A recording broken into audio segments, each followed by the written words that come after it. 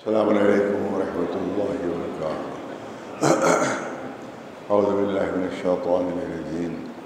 بسم اللہ الرحمن الرحیم۔ قال امیر المؤمنین علیہ السلام کونا للظالم خصما وللمظلوم عونا۔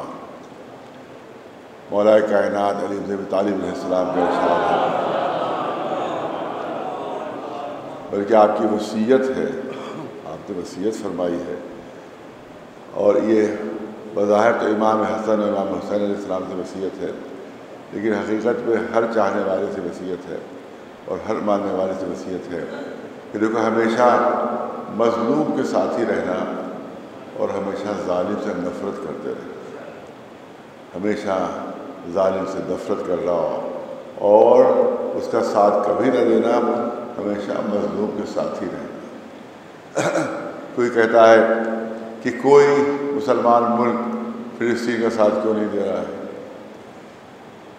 کوئی ملک مسلمان اس کی حمایت کیوں نہیں کر رہا ہے، تو میں کروں گا کہ کیا اگر ان کے رہبر بھی علی ہوتے تو وہ بھی ساتھ دیتے تھے۔ جب ان کے رہبر خود ظالم ہے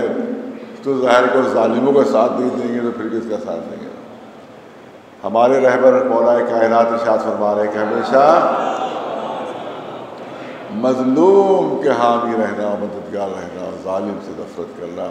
اور اس میں کوئی شک مولا نے یہ نہیں لگائی ہے کہ وہ مظلوم کون ہے، وہ ظالم کون ہے۔ ظالم اپنا ہو سکتا ہے اور مظلوم غیر ہو سکتا ہے، اپنا ظالم ہو سکتا ہے، مظلوم غیر ہو سکتا ہے۔ تو اگر اپنا ظالم ہو اور مظلوم غیر ہو تو اپنے کا ساتھ نہیں دینا ہے، غیر کا ساتھ دینا ہے، غیر کا ساتھ دینا ہے، اپنے کا ساتھ نہیں دینا ہے۔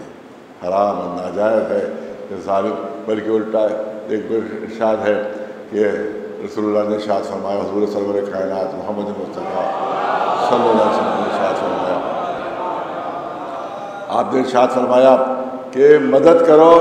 اپنے کی، چاہے وہ ظالم ہو چاہے مظلوم ہو۔ لوگ حیرت میں پڑ گئے، یہ اللہ کے رسول تو آپ کی تعلیمات کے خلاف ہے،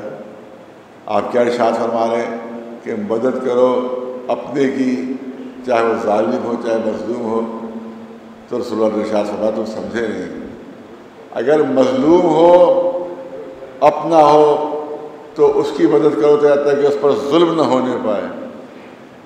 اپنے مظلوم کی مدد کرو تاکہ اس کے اوپر ظلم نہ ہونے پائے، اور اپنا اگر ظلم کر رہا ہو تو ظلم کرنے سے اسے روکو تاکہ وہ عذاب کا شکار نہ ہونے پائے،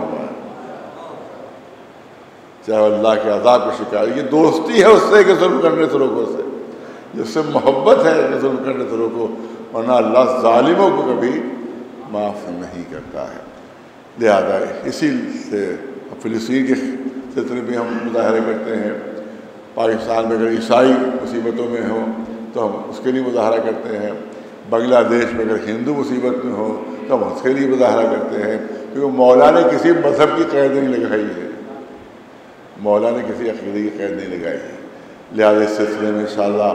بعد نماز عصر یہاں پر ایک مظاہرہ ہوگا، اور جو اسرائیل ظلم کر رہا ہے اس کے خلاف، جو امریکہ ظلم کر رہا ہے اس کے خلاف، خاص طور سے جو دھمکی دی ہے رہبر انقلاب اسلامی کو، جو دھمکی دی گئی ہے کہ ان کو شہید کر دیا جائے گا، ان کو ختم کر دیا جائے گا، اور یہ اسرائیل کی طرف سے بھی کھلی ہوئی دھمکی ہے اور امریکہ کی طرف سے بھی کھلی ہوئی دھمکی ہے۔ آپ یاد رکھیے کہ ہمارا عقیدہ یہ ہے کہ یہ امام کے نائب ہیں، یہ امام کے نائب ہیں، اور نائب کو دھمکی دینا اصل کو دھمکی دینا ہوتا ہے۔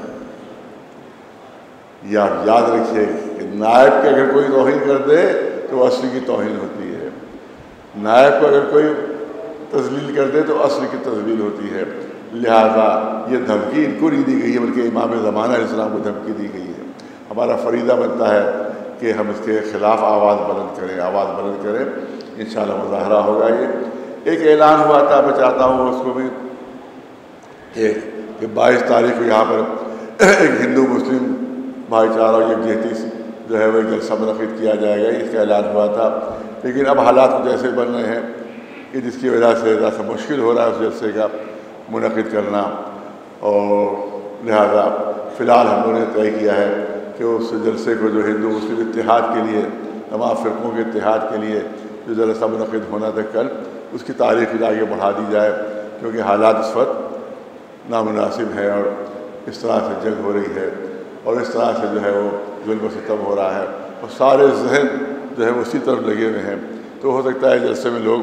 مشکل ہو جائے ان لوگوں کو آنے میں، لہٰذا جو کل کا جلسہ ہے فی الحال ملتوی کیا جاتا ہے۔ وہ جو ہو رہا تھا قومی یکجہتی مورچہ کی طرف سے، قومی بھائی چارہ منچ کی طرف سے جلسہ ہو رہا تھا، اس میں مجھ کو بھی رکھا اس میں ہے، اور اس میں بہت بڑی تعداد میں دلت بھی آ رہے تھے اور بہت بڑی تعداد میں دوسرے مذہب کے لوگ بھی آ رہے تھے، لیکن ان حالات کے تحت ہم نے تھوڑے دن کے لیے اس کو ملتوی کر دیا ہے، لہٰذا کل وہ جلسہ نہیں ہوگا، انشاءاللہ اس کی آگے کی تاریخ انشاءاللہ وہ اس کا اعلان کر دیا جائے گا بعد کی تاریخ۔ لیکن یہ مظاہرہ جو آج اس پہ شریک ہونا آپ کے لیے واجب و لازم ہے انشاءاللہ۔ ایک اہم اعلان بھی اس مظاہرے میں کیا جائے گا، تو انشاءاللہ لہٰذا آپ لوگ رکیں، مظاہرے میں شریک ہو، کیونکہ ایک اہم اعلان بھی اس پہ ہونا ہے۔ نعرہ تکبیر، نعرہ تکبیر، نعرہ رسالت، نعرہ رسالت، نعرہ حیدری، نعرہ حیدری، لبیک یا حسین، لبیک یا حسین، لبیک یا مہدی، لبیک یا مہدی۔ امریکہ، امریکہ،